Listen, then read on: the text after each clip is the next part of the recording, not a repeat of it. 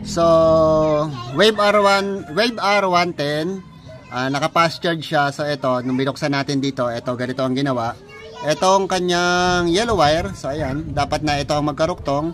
So, tinanggal niya. So, pag tinanggal mo yan, magiging fast charge ng motor mo. Kaya lang nagkakaroon ng problema, nawawala na yung limiter ng iyong charging system. So, kahit na puno na yung battery mo, continuous pa rin siya nagcha-charge dahil yon ang ginagawa ng fast charge, no? Ganun ang nangyayari. Meron naman proper way ng pagpa-fast charge, mga ka-workshop.